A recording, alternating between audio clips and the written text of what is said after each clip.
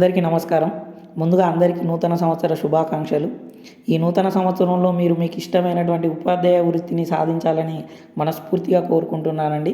ఈ వీడియోలో రిజల్ట్ ఎప్పుడు, డిఎస్సి నోటిఫికేషన్ ఎప్పుడు ఉండవచ్చు, డిఎస్సికి ఎలా ప్రిపేర్ అవ్వాలి అనేటటువంటి విషయాల్ని మీకు వివరిస్తాను. టెట్ రిజల్ట్ అనేది ఈ నెల 10 లేదా 20 మధ్యలో, ఈ 10 నుంచి 20 మధ్యలో ఎప్పుడైనా రావచ్చండి. ఖచ్చితంగా ఈ 10-20 మధ్యలోనే రిజల్ట్ వస్తుంది. అది వచ్చిన వెంటనే డిఎస్సి నోటిఫికేషన్ పడేటటువంటి అవకాశాలు చాలా ఎక్కువ ఉన్నాయండి.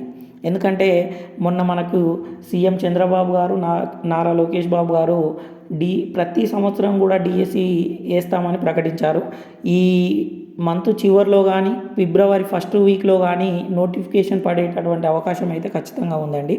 ఈ డిఎస్సి నోటిఫికేషన్లో దాదాపు 5 నుంచి 7 వేల మధ్యలో పోస్టులు ఉంటాయని చిన్న సమాచారం అండి. అంతే ఉంటాయని కన్ఫామ్ ఏం కాదు, ఎక్కువ ఉండొచ్చు, తక్కువ ఉండొచ్చు. కాకపోతే 5 నుంచి 7 వేల మధ్యలో అయితే ఖచ్చితంగా పోస్టులు ఉంటాయండి.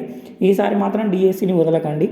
మీరు మాత్రం ప్రిపరేషన్ని ఏ మాత్రము నెగ్లెక్ట్ చేయకండి. మీరు ప్రిపరేషన్ని కొనసాగిస్తూ ఉండండి. ఎందుకంటే నోటిఫికేషన్ వేసిందంటే 45 నుంచి 60 రోజుల మధ్యలోనే ఎగ్జామ్ కండక్ట్ చేసేటటువంటి అవకాశాలే ఎక్కువ ఉన్నాయి. అలా కనుక చేస్తే మనకు సమయం సరిపోదు మిత్రమా. గత ఓటమి నుంచి నేర్చుకున్నటువంటి పాఠాలు ఈ డిఎస్సి గెలుపుకు సోపానాలుగా మలుచుకుంటూ ప్రతి నిత్యం కూడా శ్రమిస్తేనే విజయాన్ని సొంతం అవుతుంది.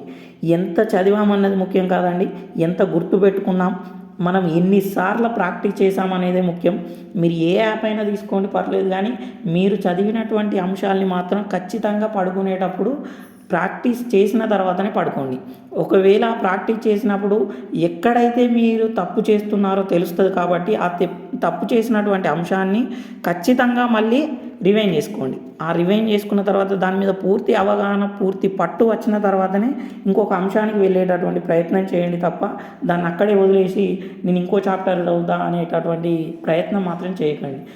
చాలామంది చేసేటటువంటి తప్పులు అవే. ఇది రావట్లేదు, దీన్ని నేను చదవను అని పక్కకు పెట్టేస్తూ ఉంటారు. అలా చేయడం వల్లే అక్కడే మార్క్స్ అనేటివి పోతాయి. మనకంటే ఎక్కువ మార్కులు వేరే వాళ్ళకి వచ్చేటటువంటి అవకాశం ఉంటుంది. కాబట్టి ఖచ్చితంగా మీరు ఎక్కడైతే స్లో ఉన్నారో, ఎక్కడైతే మీకు తక్కువ మార్కులు వస్తున్నాయో ఆ అంశం పైన కొంచెం ఎక్కువగా ప్రాక్టీస్ చేయండి. ప్రాక్టీస్ ప్రాక్టీస్ ప్రాక్టీస్ ఇది ఒక్కటే అండి. ఏ గెలిచినటువంటి విద్యార్థినైనా చూసుకోండి, వాళ్ళు చెప్పేటటువంటి ఆన్సర్ ఒకటే, నేను ఎక్కువ టెస్టులు రాశాను, నేను ఎక్కువ ప్రాక్టీస్ చేశానని చెప్తారు. కాబట్టి మీరు కూడా ఎక్కువగా ప్రాక్టీస్ చేయండి. మీరు ఎంత ఎక్కువగా ప్రాక్టీస్ బిట్స్ చేస్తే విజయం మీకు అంత దగ్గరగా వస్తుంది మిత్రమా. మీరు ఏ అంశాన్ని చదివినా కూడా దాన్ని పూర్తిగా చదవండి, పూర్తిగా అర్థం చేసుకోండి. దానిపైన అవసరమైతే మీరే ప్రశ్నలు తయారు చేయండి. మీరు తయారు చేసి మీ ఫ్రెండ్స్కి ఇవ్వండి, మీ ఫ్రెండ్స్ని తయారు చేయమని మీకు ఇవ్వమనండి. అట్లా ఇంకెక్కువ గుర్తుండేటటువంటి అవకాశం ఉంటుందండి. మన ఛానల్లో నేను తెలుగుకు సంబంధించినటువంటి ప్రతి లెసన్లోని లైన్ టు లైన్ కవర్ అయ్యేటటువంటి విధంగా ప్రశ్నలు తయారు చేసి యూట్యూబ్లో మీకు ఫ్రీగా అందిస్తానండి. ఖచ్చితంగా మీకు తోడుంటాను ఎగ్జామ్ వరకు. మీరు చేయాల్సిందల్లా ఏం లేదు, నా ఛానల్ని సబ్స్క్రైబ్ చేసుకొని వీడియోని లైక్ చేసి మీ మిత్రులకు షేర్ చేయండి, అంతే చాలు.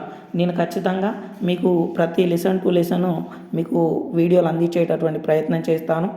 మన ఛానల్ని ఆదరిస్తారని మనస్ఫూర్తిగా కోరుకుంటున్నాను. అందరికీ ఆల్ ది బెస్ట్.